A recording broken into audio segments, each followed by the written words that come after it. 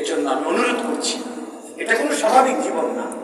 যে জীবনে আল্লাহর নাফরমানি, সেটা কোনো সুস্থ জীবন নয়, স্বাভাবিক জীবন নয়। বাবা, আমরা ফিরতেই হবে, আমরা ফিরতেই হবে, আমরা ফিরতেই হবে, আমাদের ফেরা উচিত। এজন্য বাবা, ভাই, জওয়ান, বুড়ো সবাই একটা নিয়ত করলে, যদি মনে করেন জীবন আর ফিরে পাবো না, আমাদের হায়াত ওয়ান ওয়ে, জীবন আমাদের একমুখী রাস্তা, প্রত্যেকে এটা আমরা বুঝি, আমরা সামনের দিকেই যেতে হবে, আমাদের হায়াত, আমরা পিছনের দিকে আসার কোন সুযোগ বলেন আজকের দুপুরে ফেরার সুযোগ আছে? আজকের বিকালে ফেরত আসার সুযোগ আছে? জিন্দেগির কোনো ইউটার্ন নেই, রাস্তার ইউটার্ন আছে, করলেন রাস্তায় সামনে গিয়ে ইউটার্ন নেওয়া যায়, আবার ফেরত আসা যায় পিছনের দিকে, কিন্তু হায়াতের কোনো কি নাই। এই যে 6 মার্চ 2024 রোজ বুধবার, এই শিরোনাম পৃথিবীতে আর কোনোদিন হবে? আগামী বুধবার হবে, কিন্তু সেটা 6 তারিখ। আগামী বছর মার্চ মাসের 6 তারিখ হবে, কিন্তু সেটা 24 সাল না 25 সাল। এই শিরোনাম পৃথিবীতে আর আসবে, আর আসবে, ওই শাহিন আর আসবে না, ওই শাহিন আর হ্যাঁ, হযরত মাওলানা লুৎফুর রহমান রাহমাতুল্লাহ আলাইহি কতটা বছর ধরে এই মানুষ উম্মতের খেদমত করছে, এভাবে কোরআনের সবক দিয়ে আল্লাহ তার কবরকে জান্নাতের টুকরা বানায়। কি সোনার মানুষ ছিল, আমি এইবারও দেখছি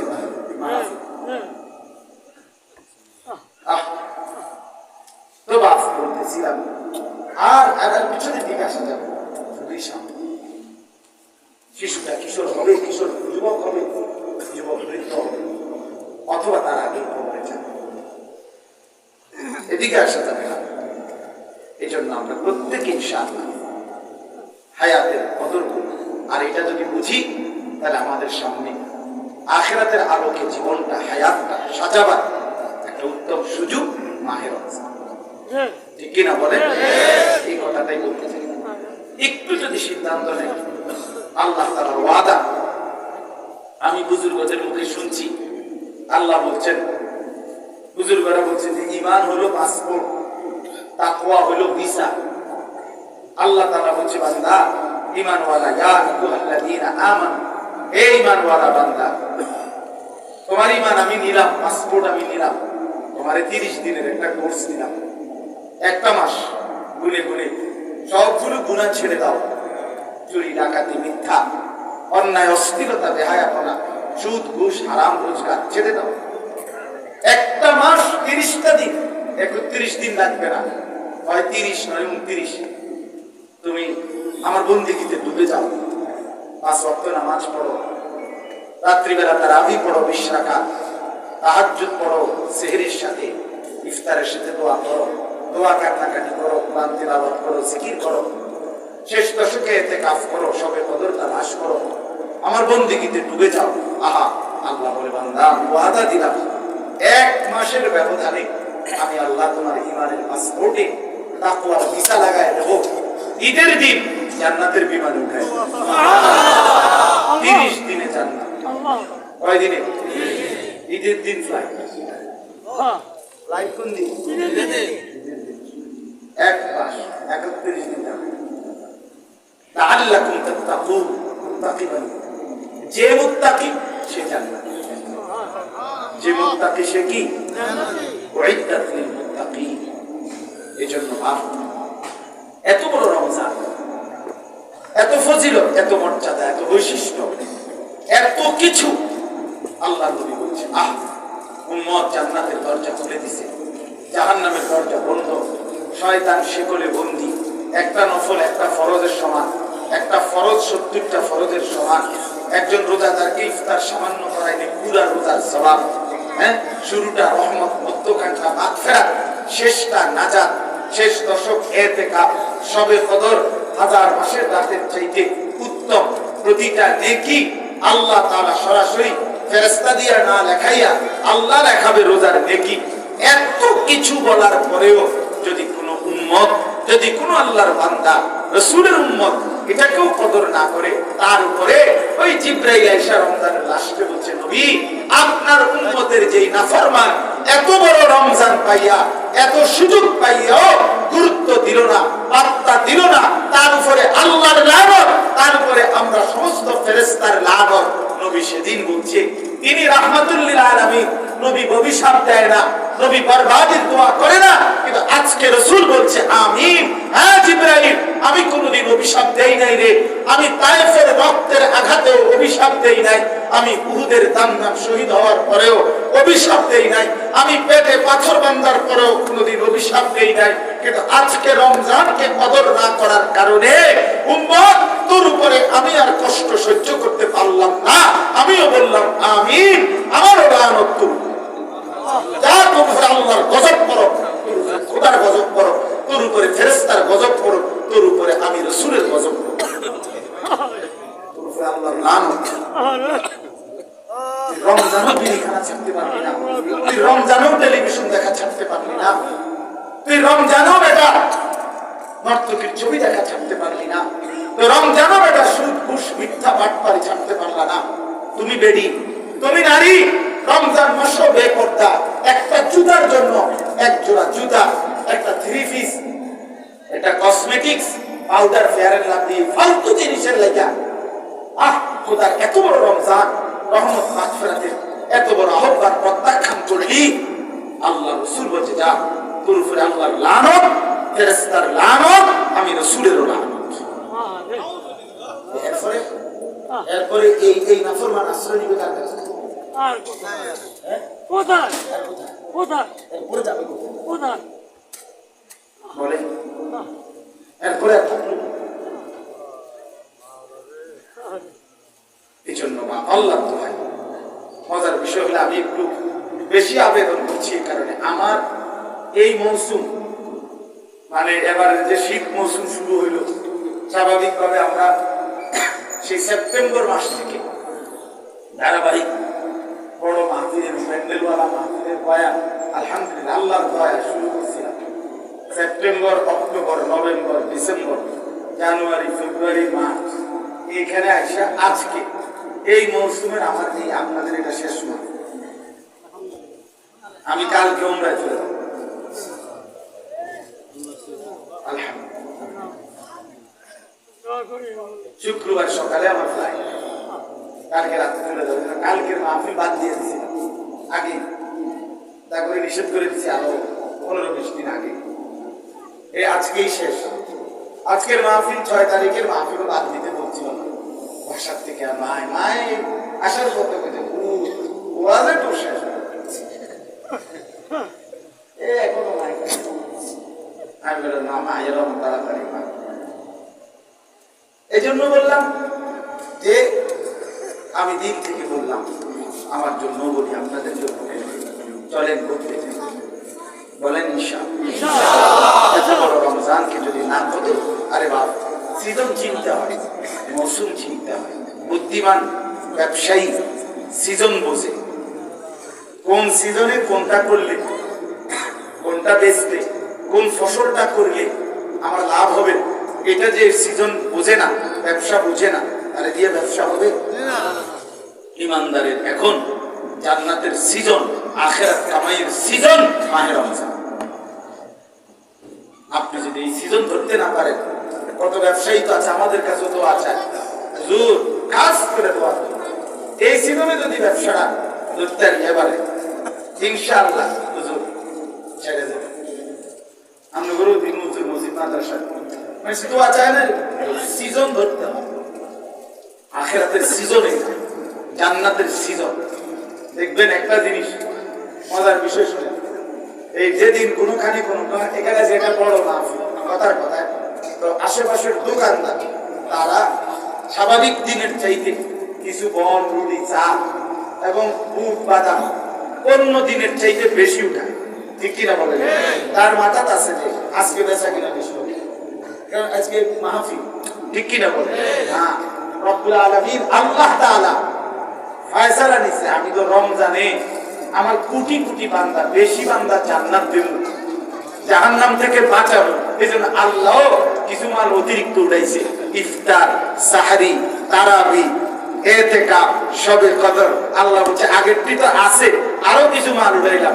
সব মিলাইয়া বেচা কিনাও হবে জমজমাট, জান্নাতও হবে জমজমাট। এই জন্য আল্লাহ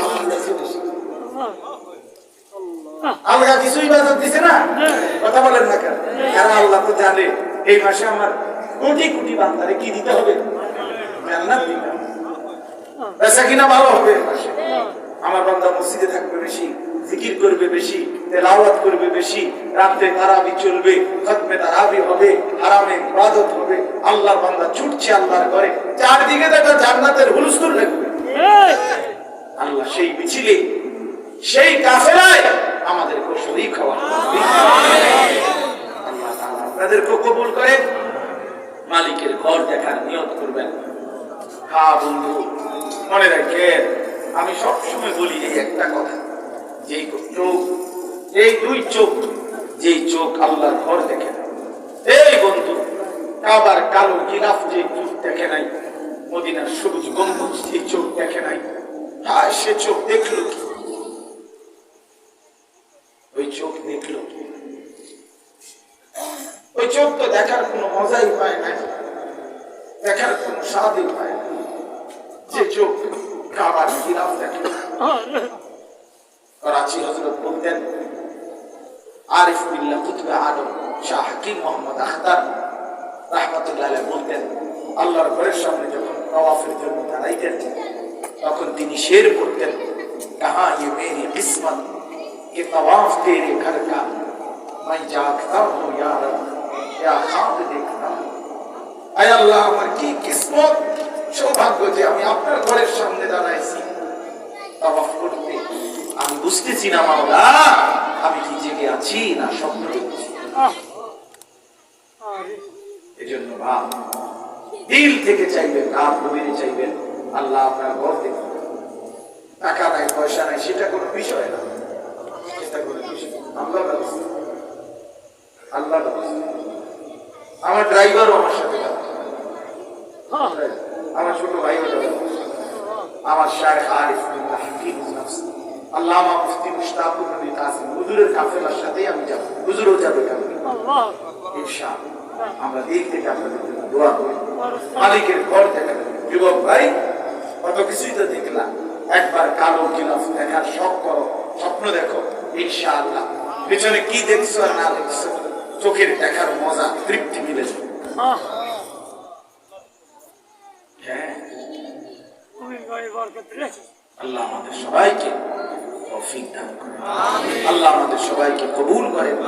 তসলিম হোসেন শাহিন ভাই, যে ভাই এই মাহফিলের জন্য, মাদ্রাসার জন্য পরেশানি করতেন, আমি তো ঠিক তাকে দেখছি কিনা আমার মনে হয় না, বা খেয়ালও নাই আমার চেহারা, কিন্তু আমি দিল থেকে দোয়া করি আপনারা সব আলেমরাই আজকে ওনার কথা বলছেন, তো আপনাদের এই ওলামায়ে কেরামের এই ভালোবাসা, সমর্থন, আশা করি আল্লাহ তাকে মাফ করে দিন। আমরাও দোয়া করি আল্লাহ তাআলা আমাদের প্রত্যেককে, ভাই তোমাদের কাছে অনুরোধ করছি, এমন একটা সুন্দর জীবনই হওয়া উচিত যে জীবনে মৃত্যুর পরে সবাই স্মরণ করে। এটা কিন্তু অনেক বড় প্রমাণ যে সব আলেম বললেন যে ওনার কথা, তাহলে নওজোয়ান এটা তোমাদের জন্য দলিল। সিটারি বাটপাড়ির জিন্দিগি নিয়ে যদি শেষ হয় তো মানুষের খুব আল্লাহ বহুত বড় বিপদ থেকে বাঁচে। এটা যেন না হয়, আল্লাহ আমাদের প্রত্যেককে তৌফিক দেন, কবুল করেন। আজকের এই মাহফিলকে আল্লাহ তাআলা ভরপুর বরকত দান করেন, নুরানি মাদ্রাসাকে আল্লাহ কবুল করেন, মসজিদ খানা কবুল করেন, যুবক ভাইদেরকে আল্লাহ তাআলা ভরপুর বরকত দান করেন। প্রতিটা যুবকের কাছে অনুরোধ, যাদের চুল বাবা এরকম বিকৃত চুল, এগুলো দাজ্জালের চুল। দাজ্জালের প্রধান বৈশিষ্ট্য রাসূলুল্লাহ সাল্লাল্লাহু আলাইহি ওয়াসাল্লাম, আমরা অনেকেই জানি দাজ্জালের চোখ হবে টেকরা, টেরা টেরা, মানে এক চোখ না ঠিক থাকবে না, নষ্ট। কিন্তু এটার আগে নবীজি বলছে দাজ্জালের চুল হবে এলোমেলো। দাজ্জালের প্রথম বৈশিষ্ট্য, দাজ্জাল হবে যুবক, শাব। দ্বিতীয় বৈশিষ্ট্য পাতাত, চুল হবে এলোমেলো। 3 নম্বর হলো আওয়ারুল আইন, এক চোখ কানা। এই জন্য এই এলোমেলো চুল, বিশ্বাস করো দোস্ত, দাজ্জালের চুল। এই জন্য প্রথম ধাক্কাতেই দাজ্জাল বের হলে তুমি দাজ্জালের দলে ভেসে যাবে। অনুরোধ করবো, কামখেয়ালি করবো। তুমি পয়সা গেলে, নষ্ট হয়ে গেলে ইসলাম কিচ্ছু হবে না।